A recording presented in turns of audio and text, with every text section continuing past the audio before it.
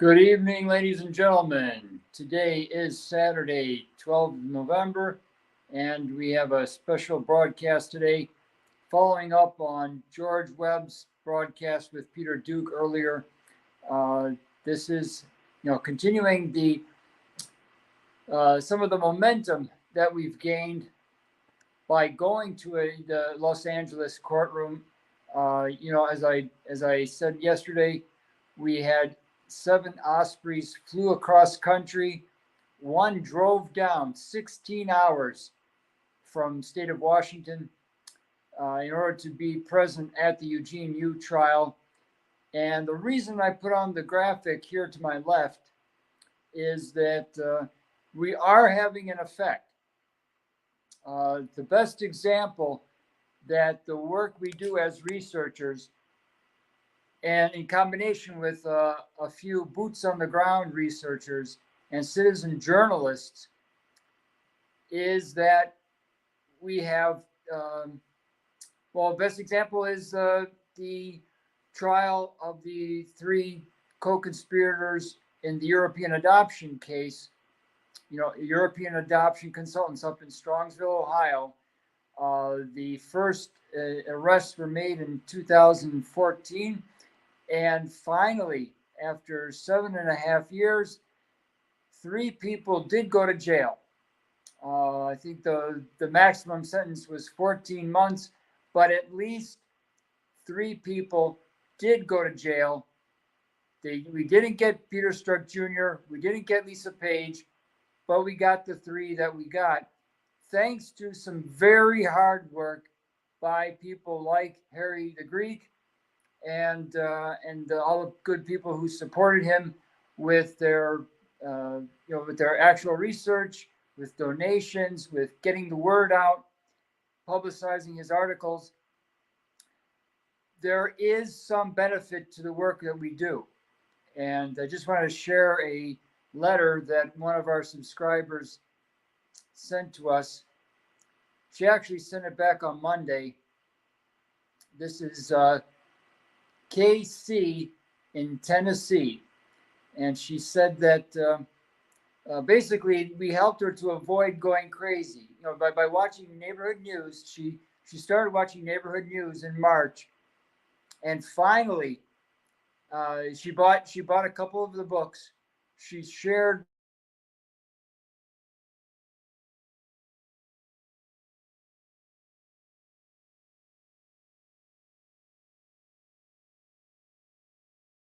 person who more or less believes, or at least doesn't think that she's going crazy.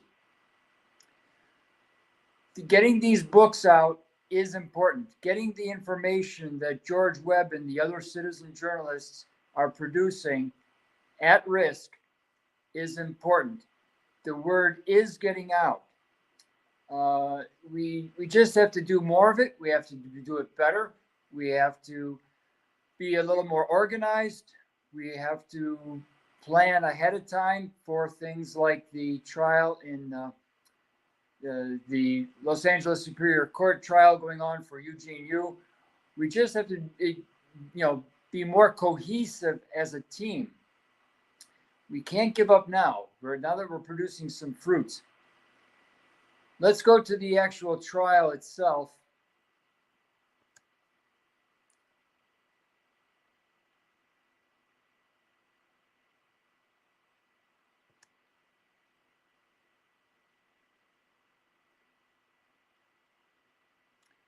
Bear with me one moment. I have very low bandwidth again. I don't know how this happens.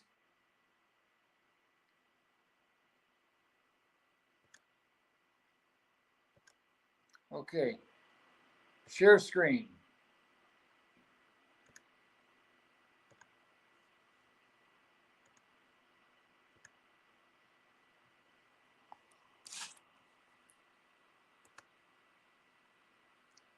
All right, you see on my left, we have the transcript from the Los Angeles Superior Court, the first hearing for the defendant, Mr. Eugene U. I don't know if you can see that. I'm going to blow it up a little bit. Okay, this is the courtroom of Teresa T. Sullivan. As I said during the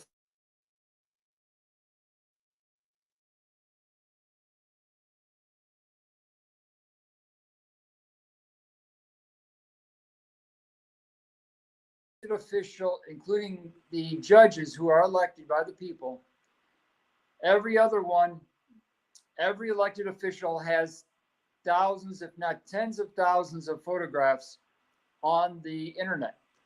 Teresa T. Sullivan has one and only one. That's a big clue to me that there are some powerful people trying to keep this case down. They won't want us to know who's involved in the trial, who the attorneys are. You might remember back in the days of O.J. Simpson, during the O.J. Simpson trial, everyone knew who O.J.'s lawyer was, right? And they knew the DA. Nowadays we don't hear very much about the lawyers on these trials because they don't want their name publicized. They don't want, especially if they're connected in some way to the deep state. The lawyers try to keep a very low profile. All right, let's walk through this a little bit. Again, it was Harry the Greek that obtained this transcript at great cost.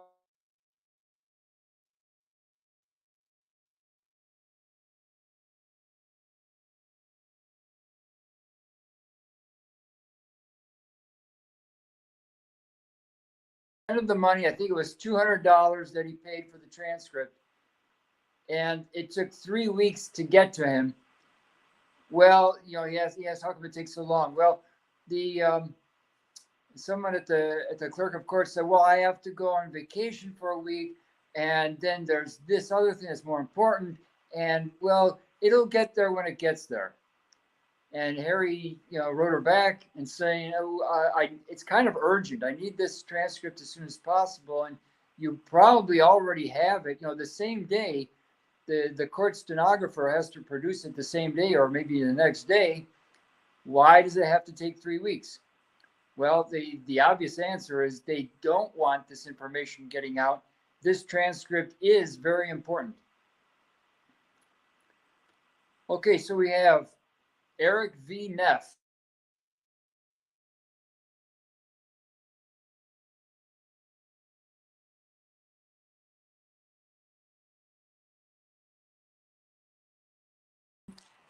Also Michael Murphy, another attorney at law, both from LA. And we have as we walk through this, you'll see there's a lot of non-standard procedures for a criminal trial. Okay. Now the only charge being made here in this particular trial is that of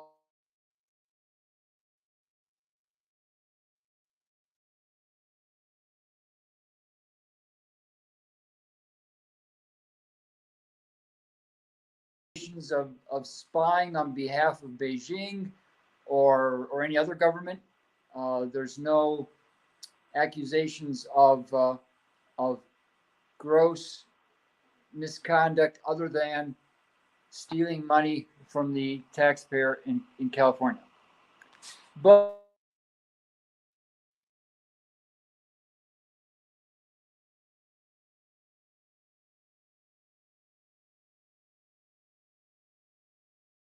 so much non-standard procedure taking place. Okay, so we have the presentation of those present, and the Judge Sullivan's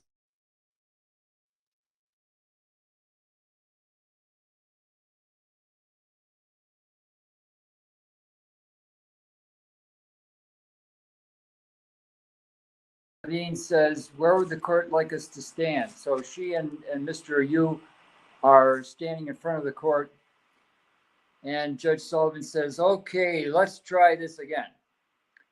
The court is going to recall Eugene Wei Yu, case number. He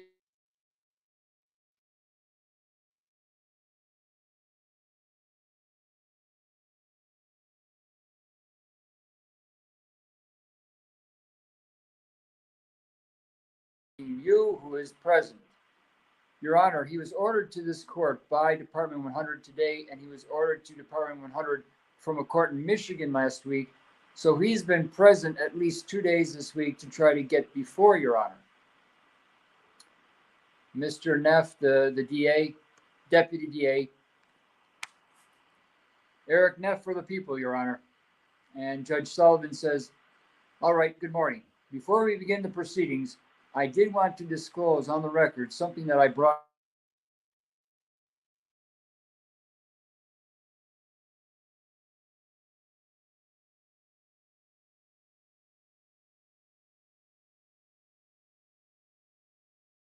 some pre-filing or investigative warrants in this case. And I wanted to make sure that Mr. Yu, through his attorney, was aware of that.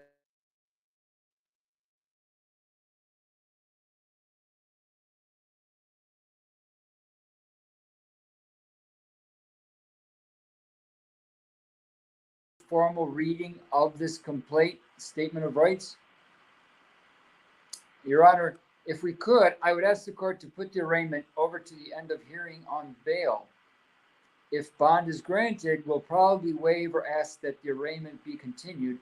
If it is not, we'll probably not waive time and move forward speedily.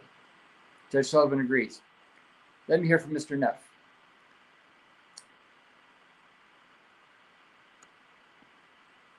I don't have, for your information, what I have before me is a complaint and a protective order for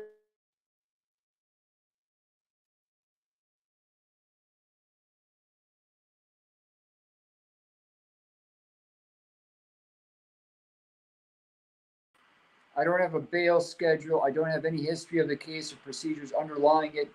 So I'll be relying on counsel for that information in your argument. And Ms. Levine says, Your Honor, there is an OR present. Okay. I'm going to have to pause this for a minute and jump to another.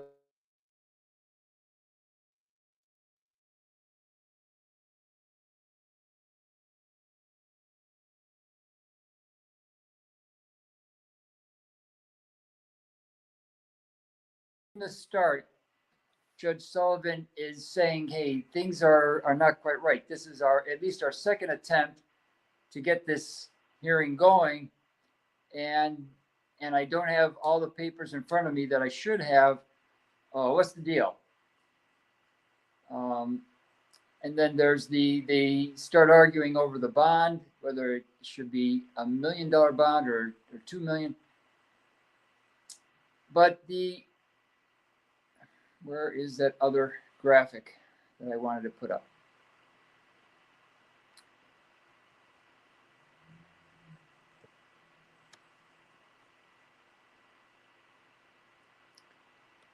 Okay, like I said before, at no point during the transcript or the other one on the 25th does the word spy come up. All parties carefully dance around the words, the activities of Mr. Eugene Wu, trying to talk about all of the dealings that Connect had with parties in California without mentioning the fact that all this data, terabytes of data, are going over to China, probably in copy to Boston. Anyway, where is that other document? Sorry for the delay here. I hope I'm transmitting. Can anyone verify that we are transmitting? Put a comment in the chat.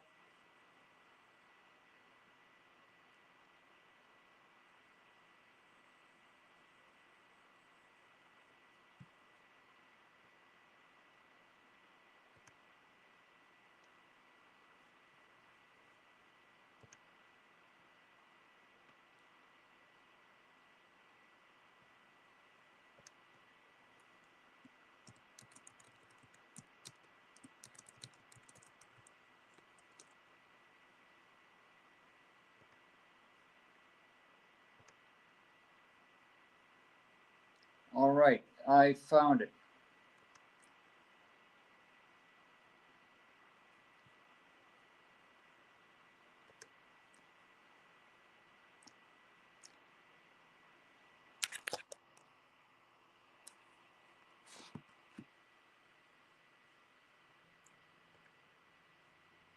Now, this is the only graphic that I could find for Justice Sullivan, Teresa T. Sullivan. No relation to the Sullivans of the January 6th event, storming of the Capitol. It's a different group of Sullivans. But Jerry Brown, who appointed Teresa T. Sullivan to her current position, I think this was 2014. It was Jerry Brown who appointed Judge Sullivan, and there are probably a number of reasons why he chose her for this particular position on the bench.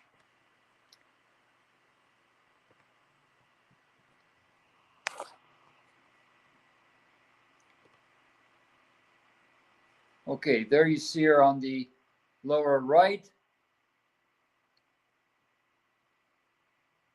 It'll come up here in a minute. Again, this is the only existing photograph of Judge Sullivan.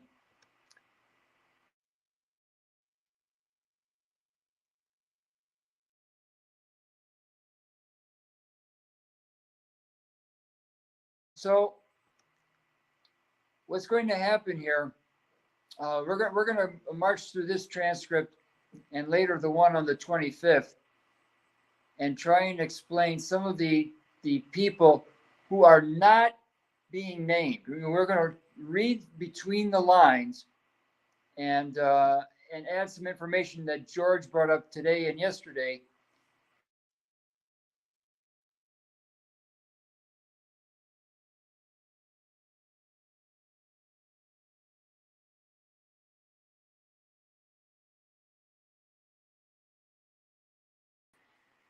Because a lot of people in the United States know that something's not right with this whole picture.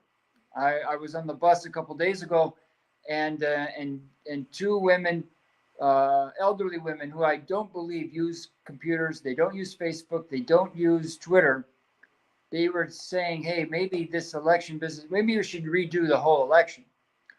So if even people who are not on the internet are starting to get it, they're getting the gist that something's not quite right with the system, or this is not how America is supposed to work, then obviously there's something grossly wrong, and it's obvious to a lot of people.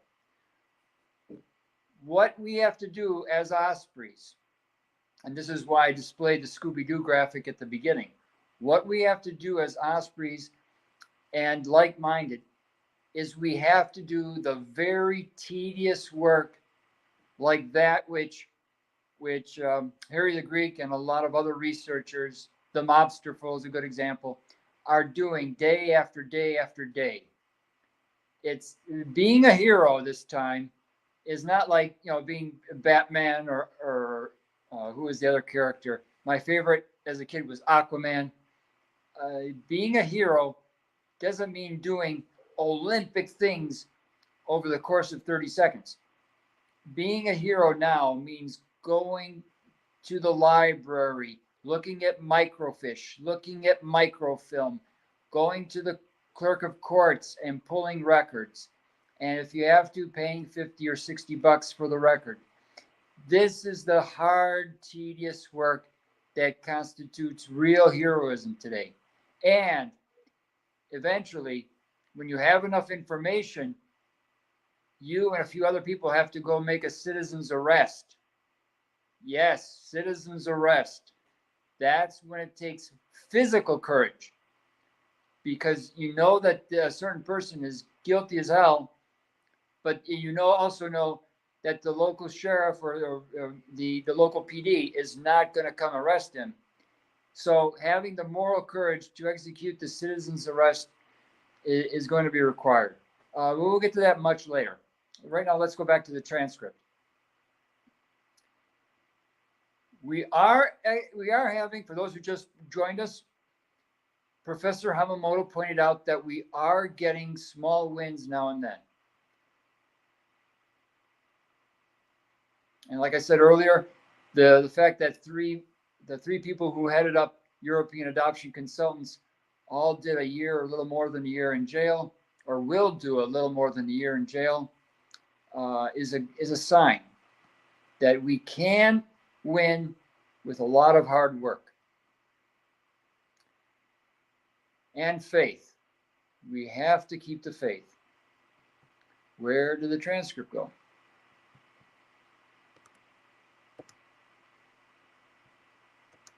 Okay.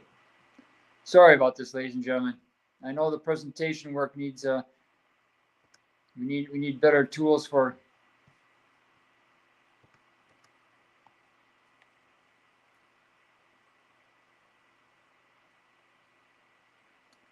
Come on. Well, obviously, the gods of the internet are not with me today, so I'll have to do this just by voice.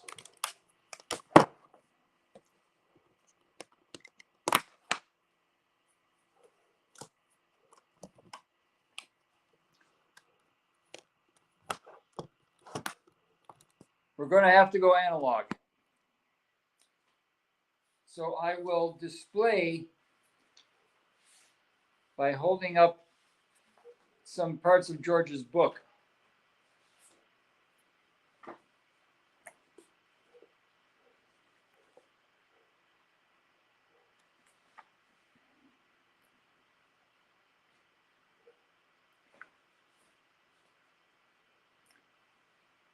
All right.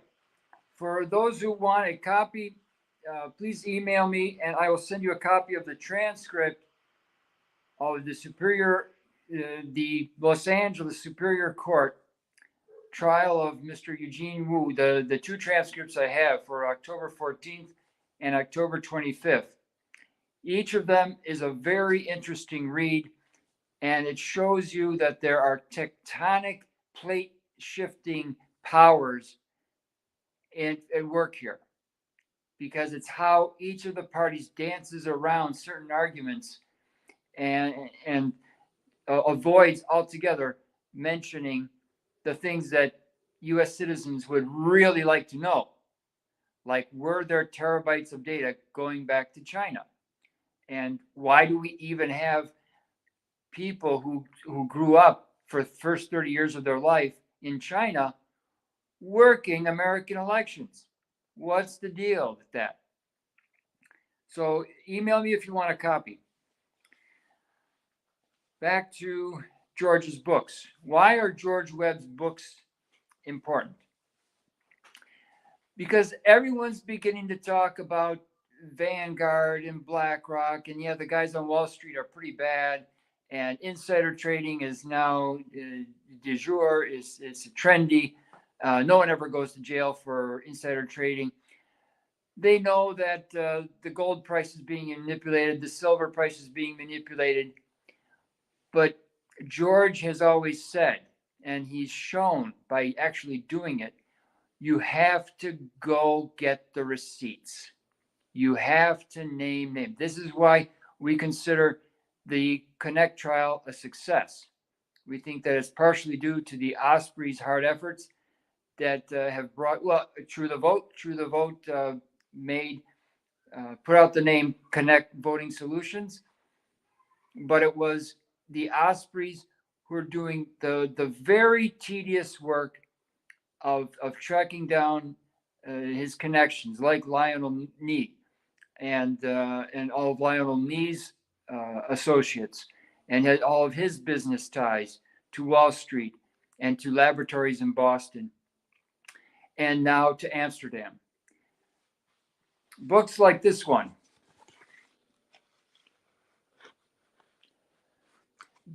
They're usually short reads. You can read them in an hour, hour and a half, and they provide you with the minimum of information that you need to go to your library and to start doing the hard research. Also, if you're watching this, you probably already have my email and a few other emails for those in the group we call Ospreys. And so you have a minimum starting point to begin a research topic. For example, if your thing is the H1N1, and you want to get together with a group of people to dig down into H1N1 and how they might be getting ready to release yet another version of H1N1,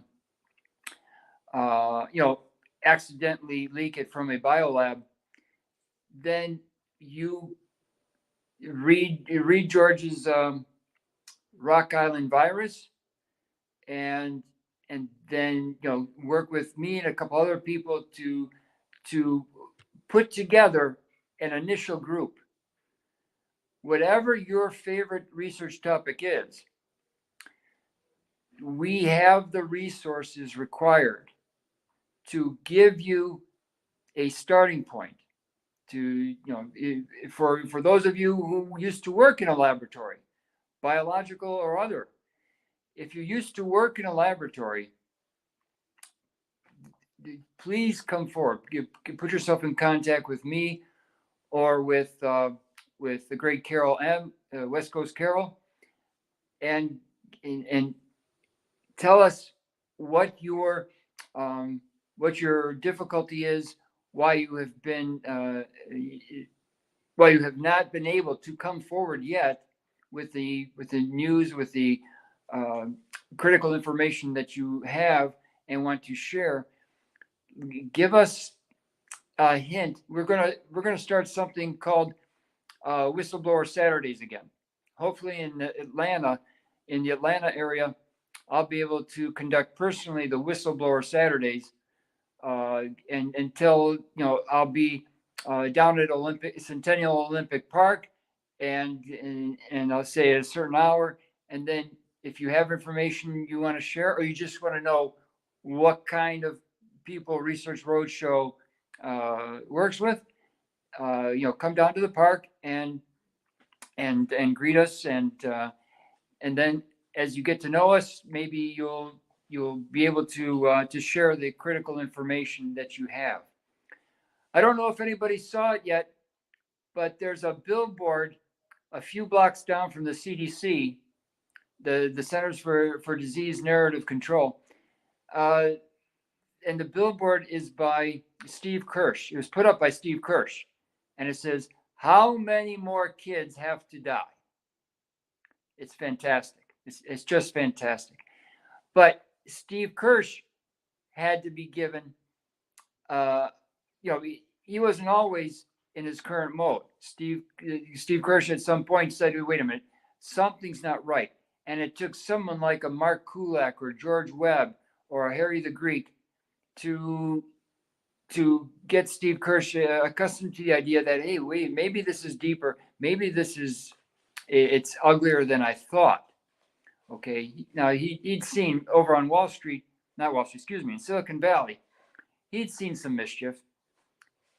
When you play with the big boys, you expect some rough and tumble. You expect a little bit of shenanigans, but at some point, it was a researcher like a George or Mark or John O'Laughlin to push Steve to ask the question, how bad is it? How bad is it? Or it goes, this goes much deeper than I ever thought, right? So luckily, someone like Steve Kirsch has come forward, and he's using the capital, the savings that he was able to put away over in Silicon Valley towards things like putting up a billboard that millions of people in Atlanta can see and start to scratch their head about. Let's give you another graphic. I love this meme. It's just a meme. It's not an actual photo, but it's a young Klaus Schwab meeting a historic figure for the first time. Memes are important. Especially for younger people. Memes are what get younger people started into asking asking critical questions. Did my history teacher, Mrs. Johnson, teach me everything I needed to know about a particular topic, especially when it comes to the war in Afghanistan or the war in Iraq? Now you're kind of allowed, if you're on alternative media, you're kind of allowed to talk about the war in Iraq being for oil. But woe to you if you start talking about the war in Iraq being a means of experimenting, using certain types of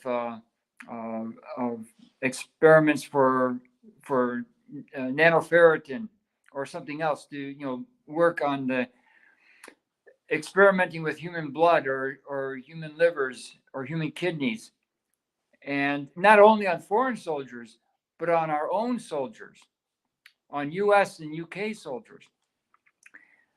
You're not allowed to talk about that. Your channel will get pulled, as George found out 26 times. It will get pulled down.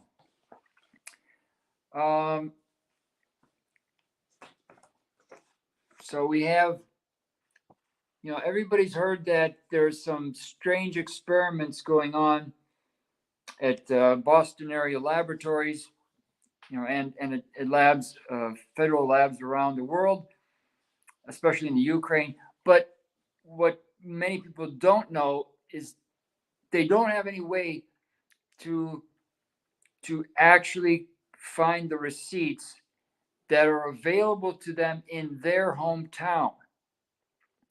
For example, where my folks live and where I grew up, in that part of Cleveland, Ohio, there's tons of information that could be useful to someone like Harry the Greek or Mark or George.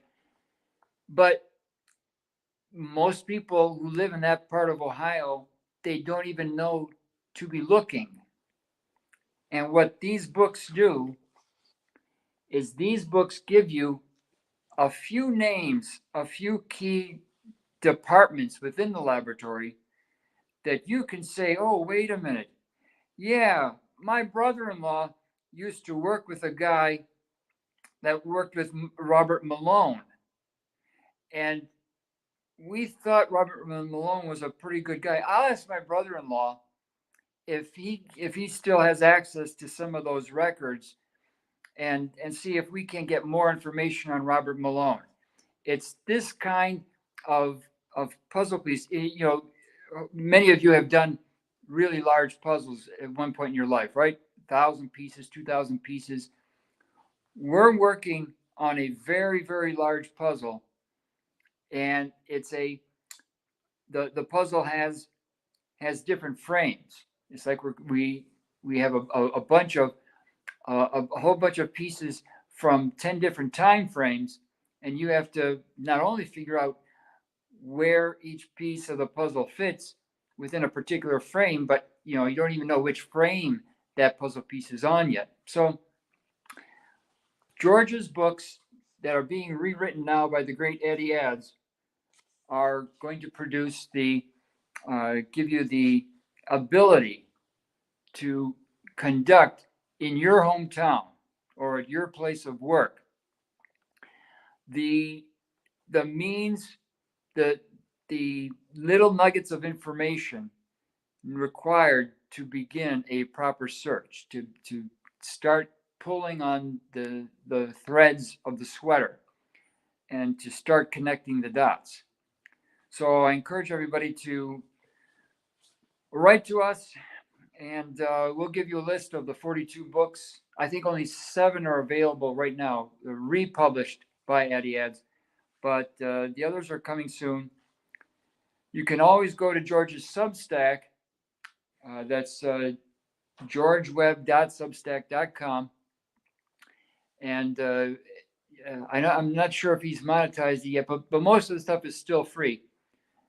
Please go and visit George's Substack, visit George's Twitter, and ask questions. This is the point I really want to underline tonight. You've heard me talk about Michael Lee. You've heard me talk about, for Blackrock. you've heard me talk about Lionel Nee and a couple other figures. Ask me some questions because I don't know what you don't know. So ask me questions that if I can't answer them, and I probably won't, I can take them back to George or Mark or Harry the Greek or John O'Loughlin and ask them to fill in the blank. Help me to help you. Send me questions and say, I'm in uh, small town Kentucky and I know a little bit about this and this and this. How can I help? Help us describe for you how you can help, how you can become part of the team. We're going to split off Citizens Intel into separate groups. The Remdesivir working group will get started next week. There is going to be a Peter Strzok working group, Peter Strzok Jr., and various other working groups. If you have any, ask us for a list of the groups, or you can maybe start one on your own. Tell us what kind of group you think should be required research material, and say, I live near a former monkey lab, and I want to start a working group based on that monkey lab and the research done, between 1955 and X number of years thereafter. And we'll help you formulate that working group. It does not have to be on Zoom or GoToMeeting, although it could be. You could just have a dial-in conference. There's various ways to participate, to work together without using Chinese-owned companies. Okay, but I think I'm going to cut it short tonight and pick up again. Hopefully tomorrow night the lords of the internet will allow me more time.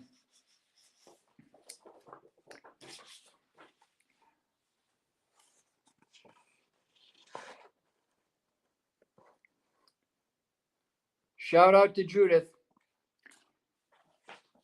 The Lee Oswald story is going to make a comeback. We are going to pursue the work of Oxner's lab, Dr. Mary's monkey, the various players and situations back in the New Orleans area, or New Orleans, excuse me for the pronunciation. We are going to pursue that a little bit more vigorously because everything does go back to all the players in our story, even those in the Netherlands. And Nathan Wolf and his group, and Sina Bavari and his group. All of them eventually tie back to the Kennedy assassination in one way or the other. All right, that's it for tonight. Sorry for my technical difficulties. I will see you tomorrow at 7 or 8 o'clock.